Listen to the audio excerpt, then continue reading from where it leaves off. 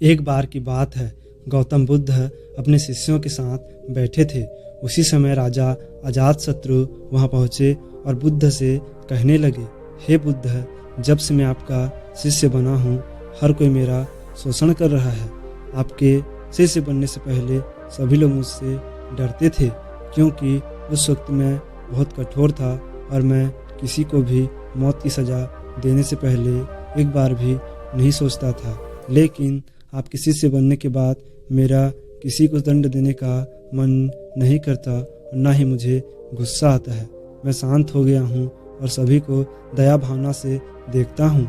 लेकिन कुछ लोग मेरे इस बदलाव का अनुचित लाभ उठा रहे हैं और इससे मेरे राज्य के लोगों को भी एक तरह का खतरा में डाल दिया है। कृपया आप मुझे बताएं कि मुझे अब क्या करना चाहिए। राजा अजातशत्रु की यह बात सुनकर गौतम बुद्ध उन्हें एक कहानी सुनाते हैं और यह कहानी कुछ इस प्रकार है। एक बार एक बड़े पेड़ के नीचे एक जहरीला सांप रहता था। पेड़ एक गांव के पास में एक कोने में हुआ करता था। वह अक्सर सुबह शाम को लोग बैठक लगाते थे और खूब बात करते थे। लेकिन जब से उस पेड़ के पास उस सांप को देखा गया, तब से लोगों ने वहां जाना बंद कर दिया। लेकिन कुछ लोग तो जानबूझकर वहां सांप को देखने आया करते और उसे छेड़ा करते। अब उस सांप को जब खतरा महसूस हुआ तो उसने खुद के बचाव के लिए लोगों पर हमला करना शुरू कर दिया।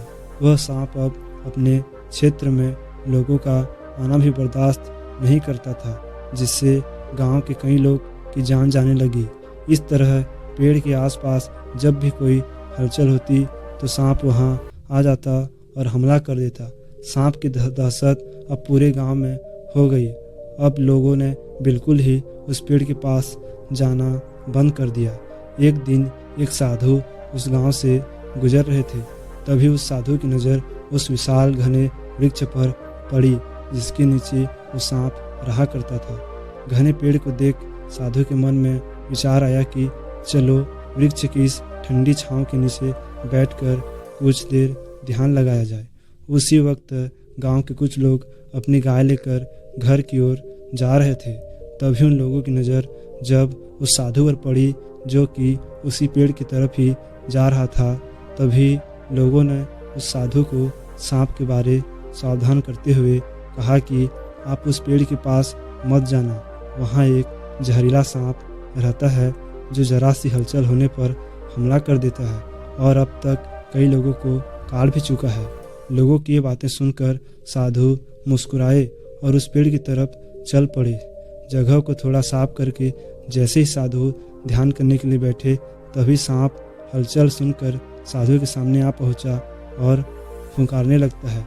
फुंकार की आवाज़ सुन साधु की आँख खुलती है और वह सांप को देखने लगता है। वह सांप की आंखों में देखते हुए एक मंत्र बोलते हैं और मुंह से फूंक मारते हैं। तभी चमत्कारी रूप से वो साधु सांप से बात करने लगा।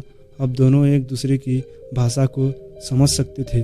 सांप साधु से कहता है, हे मनुष्य, क्या तुम मुझसे नहीं डरते? क्या तुम नहीं जानते यह मेरा क्षेत्र है और यहाँ आने की किसी की हिम्मत नहीं है? साधु ने करुणा से कहा, मैं मित्र, इसमें डरने की क्या बात है? मैं किसी चीज़ से नहीं डरता, क्योंकि जब मैं जीने का लोभ ही नहीं रखता तो मृत्यु से क्या डर।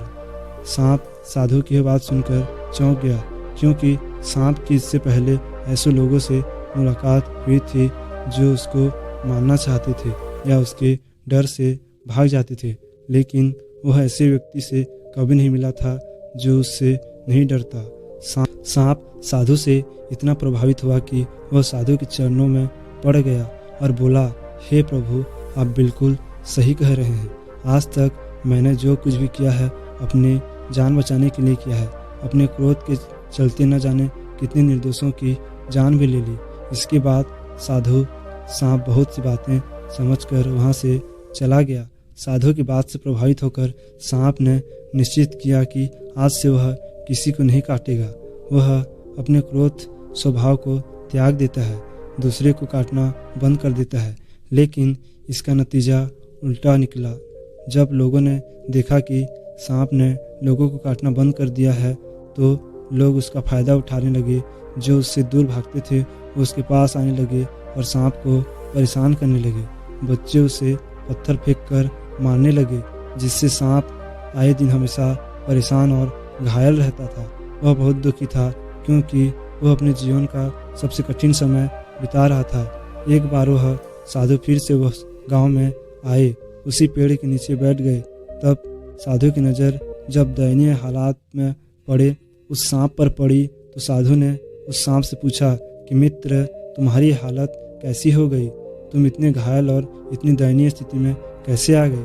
सांप ने कहा, जब से आपने मुझे अपने हिंसक स्वभाव को छोड़ने के लिए कहा तब से मैंने निश्चित किया कि अब मैं किसी पर हमला नहीं करूँगा। मैंने क्रोध करना छोड़ दिया और शांति को अपना लिया, जिसका नतीजा ये हुआ कि लोग मुझे परेशान करने लगे, दुर्व्यवहार करने लगे। कोई पत्थर से मारता है तो कोई डंडे से पीट कर चला जाता है। सांप की बात सुनकर साधु ने कहा, मित्र, मैंने तुमसे कहा था कि बेवजह दूसरों को मत काटो, लेकिन मैंने तुम्हें तुम्हारी आत्मरक्षा के लिए हमला करने से नहीं रोका था। कहानी सुनने के बाद बुद्ध ने राजा से कहा, हे राजन, तुमने भी मेरी बात गलत, मैंने आपसे अपने कर्तव्य को छोड़ने के लिए कहा था, किंतु आप अपने कर्तव्य से भी विमुख हो गए। आप एक राजा हैं, अतः पूर्ण रूप से साधु की तरह व्यवहार करना आपको खतरे में डाल सकता है। तुम्हें सिर्फ अंदर से साधु की तरह रहना था और बाहर से राजा की तरह, ताकि ज़रूरत पड़ने पर खुद की प्रजा की या राज्य की रक्षा कर सको।